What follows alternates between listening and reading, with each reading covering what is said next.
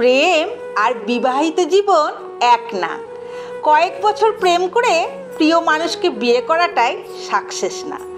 একজনকে ভালোবাসলাম, তাকে যে কোনো উপায়ে পেয়ে গেলাম, মানেই আমার ভালোবাসা ধন্য হয়ে গেল, আমার জীবন পূর্ণতা পেয়ে গেল। এরকমটা ভাবা বোকামি।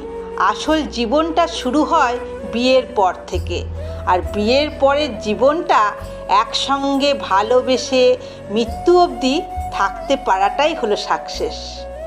5 বছরের প্রেমের পর বিবাহ করে তৃপ্তির ঢেকুর তুলে নিজেকে সাকসেস ভাবা বহু লোকের সম্পর্ক 5 মাস পার না হতেই আমি ডিভোর্স হয়ে যেতে দেখেছি।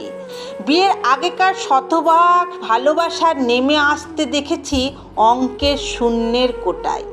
সারাদিন ফোনে কথা বলে, মেসেজ দিয়ে, সপ্তাহ একদিন দেখা করে, গিফট দিয়ে গিভ অ্যান্ড টেক একটা সম্পর্ক যে কেউ এগিয়ে নিতে পারে, কিন্তু বিয়ের পর দায়িত্ব নিয়ে, যত্ন নিয়ে জীবনের শেষ অবধি সম্পর্ক এগিয়ে নেওয়া মোটেও সহজ কাজ না। বিয়ের পর যখন আবেগ কমে, ফ্যান্টাসির জগৎ ছেড়ে যখন আমরা বাস্তবিক জগতে নেমে আসি, ধীরে ধীরে যখন সৌন্দর্য হারায়, শারীরিক চাহিদা যখন কমে আসে, শত দায়িত্ব যখন ঘাড়ে চেপে বসে, ঠিক তখন সম্পর্কটাকে বোঝা মনে করে পালিয়ে না গিয়ে থেকে গিয়ে ভালোবাসতে পারা সত্যিকারের পূর্ণতা।